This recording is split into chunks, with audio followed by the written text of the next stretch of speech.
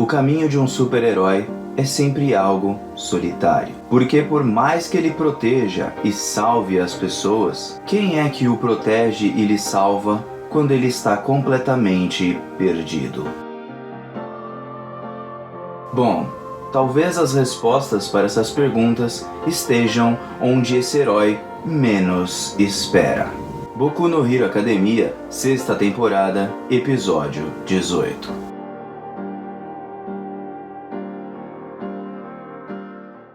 E aí galera do canal do Mundo do Jogo, como vocês estão? Espero que todos estejam muito bem. E hoje para mais um episódio de Boku no Hero. Gente, esse episódio me emocionou muito mesmo, em 2 partes. E isso mostra como a narrativa de Boku no Hero é muito boa e desvalorizada por muitos fãs. Porque eu vou explicar aqui pra vocês nesse vídeo tudo o que aconteceu nesse episódio 18, que foi simplesmente sensacional. A construção de cada personagem como ser humano e também como herói foi simplesmente algo muito verdadeiro que poucos autores conseguem fazer. Por isso, já vamos conferir esse episódio aqui junto com o Mano Joe. Sem antes deixar de agradecer a todo mundo que está deixando aquele like. Muito obrigado para todo mundo que está se inscrevendo, compartilhando e comentando o Boku no Hero aqui comigo. Eu sei que são poucas as pessoas que o foco do canal talvez não seja Boku no Hero Academia, mas não importa! Porque eu sei que vocês sempre estão aqui comigo conferindo e conversando e eu fico muito feliz por conta disso. E bom, vamos direto para esse episódio que foi magnífico. E primeiramente, nós vamos começar com o Deku conversando com todos os outros portadores do One for All. O meu único estranhamento foram 2 pessoas que ficaram o tempo todo de costas, como se eles não quisessem falar com o Deku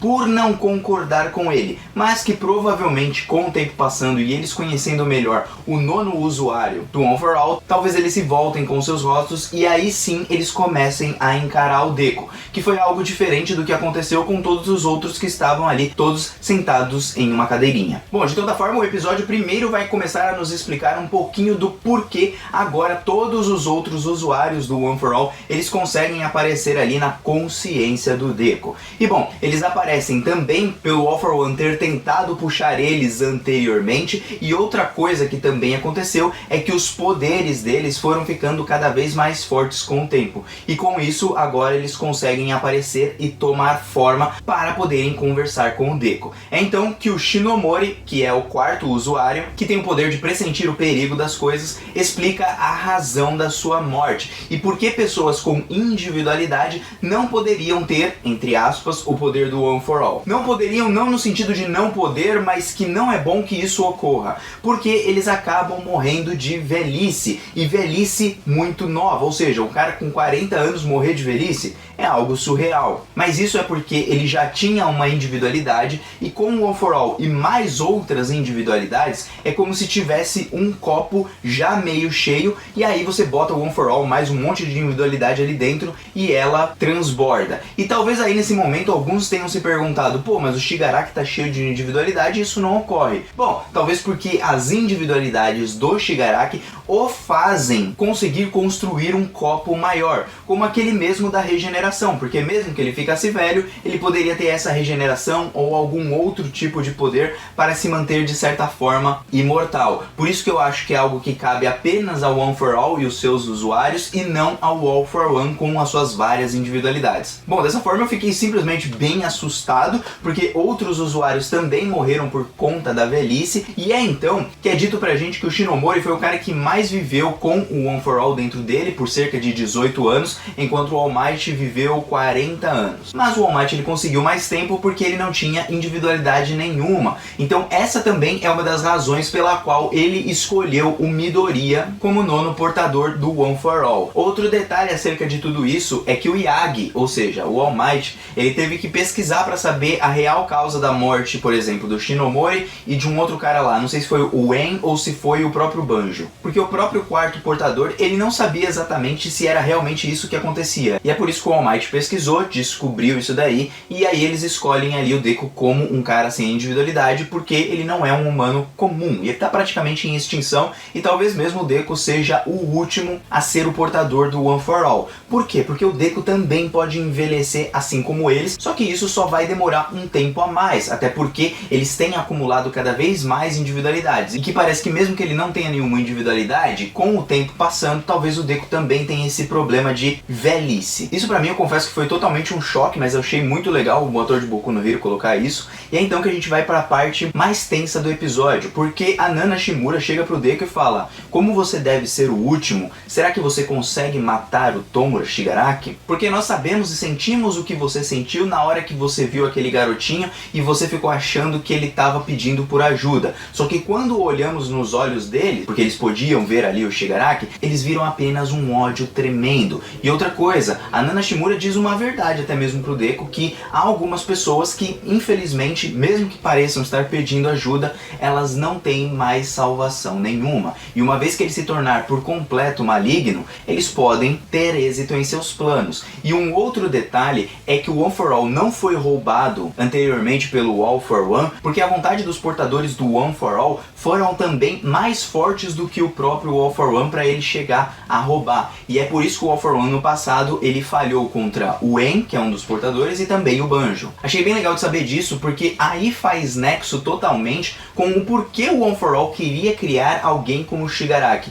Não era só pelos seus planos, ou criar, entre aspas, um pupilo seu, ou então até mesmo roubar o seu corpo, mas também para ter uma pessoa que tivesse uma emoção tão grande que poderia sugar totalmente o One for All. Então isso fez muito nexo, gostei bastante. E é nesse momento, enquanto a Nana Shimura suplica para o Deku que ele vai ter que derrotar o Shigaraki, que infelizmente já não tem mais salvação, o Deku começa com um dos melhores discursos que eu já vi em Boku no Hero, e eu acho que isso foi muito bem construído. Porque enquanto as outras pessoas viam apenas o ódio dentro dos olhos do Shigaraki, apenas o Deku, e só o Deku, conseguia enxergar uma criança perdida e sozinha. Detalhe, com o seu cachorrinho. Esse cachorrinho mesmo que foi o primeiro ser, que a gente pode colocar assim, que o Shigaraki matou na sua infância. E é dali que começa todo o caos também na sua família. Por parte do Shigaraki, é claro, sem se referir à própria Nana Shimura. Mas quando ela olha pro Deku, pedindo para o Deku que, poxa, será que você consegue matar o Tomura Shigaraki? Na verdade ali o pedido dela, pelos seus próprios olhares, significam que, poxa, será que você tem como salvar o meu neto?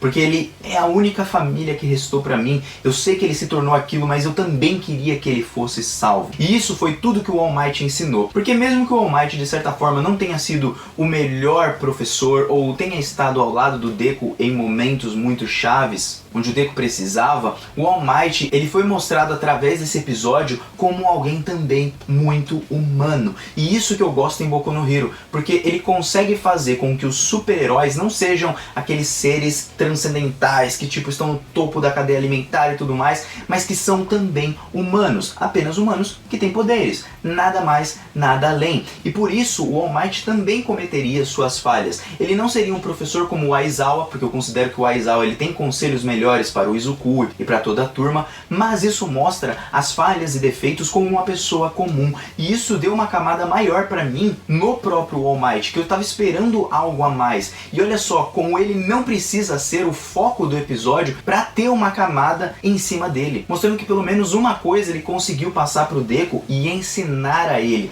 que aquele poder do One for All era para salvar as pessoas e não matar elas. Ele entende que o Deku provavelmente teria que lutar contra o Shigaraki, assim como o Deku explica nesse momento que às vezes não tem jeito, eu vou ter que lutar mesmo, eu compreendo, mas esse poder é para salvar as pessoas. Então foi esse poder que me cativou lá desde o começo, foi isso que o All Might me ensinou. E aí a voz do Deku, que não conseguia tomar forma, né, sua boca não conseguia tomar forma naquele mundo da consciência, começa a tomar forma e vem a imagem dele como criança. Por quê? Porque é um sonho genuíno do Deku desde criança. E nisso a Nana Shimura começa a chorar, eu também começo a chorar também. Nossa, eu falei, cara, incrível, porque quando a gente fala de desenvolvimento, eu gosto de explicar o porquê foi desenvolvido ao invés de falar, ah, foi desenvolvimento de personagem muito bom. A gente às vezes tem que transcender isso daí e explicar de uma forma melhor. Porque o ponto é, o Deku, ele cativou todo esse sentimento até agora. Por mais que ele tenha várias perdas, por mais que o Shigaraki tenha machucado várias pessoas importantes, ele enxergou no Shigaraki alguém que ninguém tinha visto. Aquela criança que precisava ser cuidada, assim como o próprio Deku nesse momento. Enquanto o Deku Deku precisava de ajuda e ninguém o ajudou, ele virou praticamente uma pessoa, entre aspas, sozinha, carregando todos os seus segredos, ele, ao invés de culpar as outras pessoas, ou então desferir ódio para as pessoas que machucaram ele e tudo mais, ele prefere tentar salvar essas pessoas, porque esse é o objetivo do herói. Não só salvar no sentido físico, mas também salvar no sentido sentimental, das emoções, reconstruindo essa sociedade totalmente em caos. E começa a partir daí uma nova geração de super-heróis. Super-heróis que estão passando por um processo de peneira. Quem quer ser super-herói apenas pela fama, ou então riqueza, ou então coisas desse tipo, não são heróis de verdade. Apenas pessoas que trabalham por dinheiro protegendo outras. Agora, um super-herói, ele tem essa vontade, ele tem esse desejo de salvar. E como a construção acontece do Deku é simplesmente insana. Porque, como eu disse, desde pequeno ele vem acumulando tudo isso, e quando chega no momento final de alguém que realmente precisava ser salvo desde quando era pequena, ao invés de pegar e falar assim, não, vamos derrotar logo ele porque ele odeia todo mundo, não tem salvação mesmo, pronto, acabou, ele resolve pelo menos tentar salvar aquele cara. E não, mesmo que o Deku salve, o Shigaraki não vai ter uma vida boa. Ele vai ter que aguentar todas as suas consequências, como foi demonstrado com o Endeavor. Então o autor de Boku no Hero, quando ele tá fazendo isso, ele não faz um discurso no jutsu, então ele vai morrer bonitinho, papapá, não. Ele vai sofrer suas consequências se ele for salvo, morto ou não, mas um super-herói de verdade é aquele que salva o coração das pessoas. E assim como o All Might salvava o coração das pessoas, o Deku quer fazer o mesmo. O pessoal ali fica emocionado, eu também fiquei, e aí então eles concordam com toda a ideia do Deku, um momento simbólico e muito bonito, e é então que o Best Dynasty, junto com o Hawks, vão lá conversar com o All Might e descobrir um pouquinho mais sobre o One for All. É então que o All Might fala, pô, eles vão insistir pra caramba, não é momento pra ficar guardando segredo, melhor contar tudo. Então ele vai contar tudo que ele sabe sobre o All for One, sobre o One for All também, toda a sua história, e depois o Endeavor e o Hawks, junto com o Best Dynasty, eles vão contar toda a verdade pra sociedade do que aconteceu, sobre a família dele, pedir desculpas pelos seus erros e tudo, e aí a sociedade combate com aquela pergunta, tudo bem, você tá pedindo desculpa, mas as coisas que foram destruídas não vão voltar, as pessoas que morreram, elas não vão voltar, o que vocês pretendem fazer agora? Porque mesmo que a sociedade ali esteja destruída e todo mundo esteja pensando, poxa, super-heróis já eram, acabou, agora é cada um por si, pronto, final, cada um ali ainda depende desses super-heróis. Eles não têm poderes, eles não têm treinamento, eles não têm nada desse tipo, eles não têm como batalhar. Então eles precisam daquelas pessoas mesmo assim. Por isso que eles procuram essa esperança nos super-heróis. E como um super-herói de verdade que quer salvar o coração das pessoas, esses três super-heróis principais, eles resolvem dizer assim, não vai adiantar nada eu chorar, não vai adiantar nada eu mostrar a cara X ou Y, porque isso também não vai resolver. Quando ele é confrontado ali por uma repórter. E é então que ele fala assim, não tenho o que fazer, e a única coisa que eu posso fazer é lutar como um super-herói contra os vilões, e é isso que eu vou fazer. E foi a melhor atitude, foi a melhor resposta. Muito mais do que você combater e dizer, poxa, eu também sou humano, vocês não acham que eu sou sentimental também, que eu não tenho sentimentos e tudo mais, embora depois de tudo que o Endeavor fez, a gente pode questionar um pouquinho se ele tem realmente sentimentos, mas o cara tá se redimindo aos poucos, as consequências vieram e elas sempre vão permanecer nele como uma cicatriz no seu olho, mas depois que qualquer um de nós mesmos, seres humanos, cometemos algum erro, não adianta só pedir desculpas, a gente tem que seguir em frente sem tentar errar novamente, não tem como voltar no passado. E aí, mano, que sensacional, que diálogo muito legal deles. Porque foi tudo muito bem encaixado nesse momento. A atitude dos super-heróis estava certa, a atitude da sociedade também estava certa contra os super-heróis. Então eu gostei demais disso. Bateu com todas as consequências do que aconteceu, sem eximir todo mundo do erro, mas ao mesmo tempo os super-heróis têm que seguir em frente. É então que todo mundo ali conta a verdade, tudo é explicado, as famílias vão se refugiar ali nas escolas, e isso também foi muito legal, porque as escolas têm uma super segurança. Então, nada mais justo do que colocar as famílias lá para se proteger e se abrigar. Então que nós temos algumas cenas ali da Mirko se preparando provavelmente para lutar, talvez a Mr. Lady, puta, mano, eu não lembro do nome dela exatamente, é a mulher que vira gigantona. De toda forma, parece que ela vai lutar agora sem a máscara, né? E essa parte de sem a máscara dela me parece significar o seguinte, olha, eu não vou mais lutar como uma personagem que quer fazer fama e tudo, eu vou lutar como uma super heroína, por quem eu sou de verdade. Pelo menos é isso que parece, eu não sei se ela vai vai realmente lutar ali nas batalhas. E é então que o plot twist final, que simplesmente foi algo maravilhoso, nós temos ali o Deku entregando carta pra todo mundo, contando sobre o seu segredo com o All Might, sobre de onde veio os seus poderes e tudo, pedindo desculpas e falando, eu vou me afastar. E assim como o Batman, até é uma boa representação do Kohei Horikoshi ao Batman, com o Deku ali, né, num negócio assim, no alto de um prédio e tal, observando onde estão os vilões, porque parece que ele vai ser um herói anônimo, por assim dizer. Todo mundo recebe a carta, ele pede desculpa a todos e tal. E detalhe que o Deku ele escreveu uma carta pra todo mundo, não no copia e cola, né? Na verdade ele colocou o nome de todo mundo ali.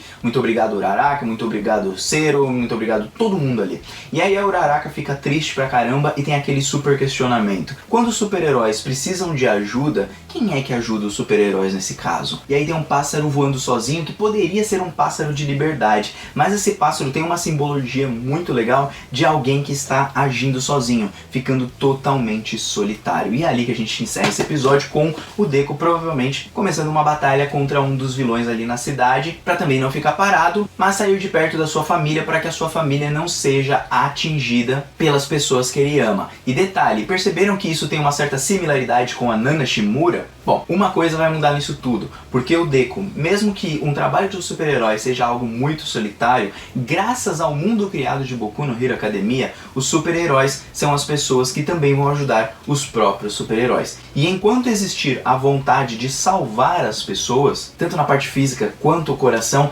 ainda vão existir pessoas que ajudam esses super-heróis. Então essa é a resposta para o questionamento da Uraraka, porque ela querendo salvar uma pessoa, se ela tivesse poder ou não, ela vai tentar ajudar o Deku logo a seguir. Porque mesmo que o Deku tome esse caminho sozinho, ele ainda tem os amigos que ele fez ali na sua jornada. E é isso que eu acho super incrível, como o autor conseguiu construir de uma forma para chegar nesse momento e eu não pensar, putz, que clichê, que barato. Não, porque a narrativa dele, reparem que é muito por conta não dos acontecimentos, mas sim da narrativa, como é explicado, como é feito, como é construído. Então é por isso que essa parte é muito crível e muito boa. Crível é de acreditável e tudo, tá bom? E é por isso que esse foi um dos melhores episódios do Boku no Hero Academia. Sexta temporada é a melhor temporada de Boku no Hero Academia. Não tem pra ninguém, não tem pra ninguém. A primeira parte das lutas, a luta da animação tá uma bosta, vai se ferrar. Tava linda, tava maravilhosa e a narrativa continua perfeita. E agora, melhor ainda, emoção com a trilha sonora, tava sensacional. Por isso, mano, o jogo tá vazando. Até o próximo vídeo de Boku no Hero. Aguardo vocês no domingo que vem e tô indo nessa. Até uma próxima. Não se esqueça de deixar seu comentário aí embaixo, que eu quero muito saber o que vocês acharam, tá bom? Um beijo, galera. Fui!